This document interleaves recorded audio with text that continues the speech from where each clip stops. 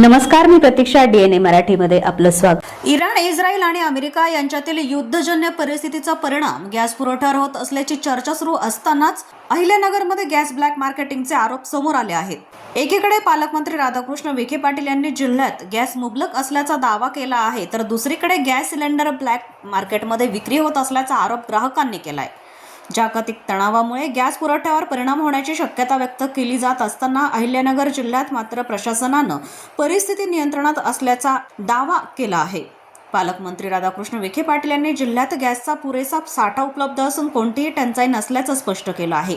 मात्र याच पार्श्वभूमीवर शहरातील आनंद गॅस एजन्सी विरोधात गंभीर आरोप समोर आले आहेत. तक्रारदारांच्या म्हणण्यानुसार गॅस वितरण करणाऱ्या रिक्षा चालकाने OTP घेतल्यानंतरही सिलेंडर दिलं नाही आणि तो ब्लॅक मार्केटमध्ये विकला गेल्याचा संशय व्यक्त करण्यात आला आहे. या आरोपांमुळे नागरिकांमध्ये संभ्रमाचे वातावरण निर्माण झाले आहे. दरम्यान आनंद गॅस एजन्सीचे सर्व आरोप फेटाळून लावत संबंधित रिक्षा चालकाची चौकशी करून ग्राहकाला गॅस देण्यास तयार असल्याचं सांगितलं आहे.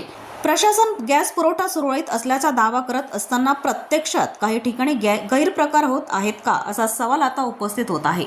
या आखाती राष्ट्राच्या युद्धामुळे थोडं मुंबई किंवा मोठ्या शहरावर थोडा परिणाम होईल, परंतु आपल्या जिल्ह्याची स्थिती जर चांगली आहे. अजून काय आपण व्यावसायिक गॅसवर कुठे बंदी घालण्याचा किंवा कोटा कमी करण्याचा प्रश्न नाही आहे. आता शेवटी हा काही म्हणजे अहिल्यानगरचा प्रश्न नाही आहे. एकूण युद्धामुळे उद्भवणाऱ्या परिस्थितीतून मार्ग शेवटी भारत सरकार आदरणीय प्रधानमंत्री त्याच्यावर लक्ष ठेवून आहे. मला वाटतं राज्याचे मुख्यमंत्री या विषयामध्ये लक्ष घालत आहेत. पण शेवटी या युद्धातून काय उद्या निष्पन्न होईल असं तुम्हाला आम्हाला काही सांगता येणार नाही. आज या सावेडी या ठिकाणी पाईपलाईन रस्त्याला आनंद एजन्सी हे डीलर आहेत. तर हे गॅसचे या ठिकाणी त्यांचा जो अधिकृत डीलर आहेत लोकांपर्यंत टाकी पोहोचवतो, तो परस्पर या ठिकाणी आमच्या निदर्शनात आले की हा परस्पर OTP घेतो घरी न येता आणि ती टाकी ब्लॅकने विकल्या जाते. आणि इथं आल्यानंतर हे मॅनेजर असतील, हे कर्मचारी असतील, उडाउडीचे उत्तर देतात की तुम्ही त्यांना OTP दिला का, तुमचा जर अधिकृत माणूस आहे तर आम्ही त्याला OTP देणार. आम्ही जर दुसऱ्या कोणी OTP मागितले कसं काय देऊ शकतो. तर या ठिकाणी लक्षात आलं बऱ्याचशा लोकांचा हाच प्रॉब्लेम आहे. इथं जी गर्दी झालेली आहे प्रत्येकाची बुकिंग करून येतोय सिलेंडर घेण्यासाठी. सिलेंडर आमच्याकडे आहेत, रीतसर बुकिंग करून सिलेंडर घरपोच देतोय. नियमाप्रमाणे कस्टमरनी सिलेंडर दारात आल्यावर वजन करून घेणे आणि मग OTP देणे. आता यांनी सिस्टम बायपास केला, आमच्या ड्रायव्हरनी बायपास केला.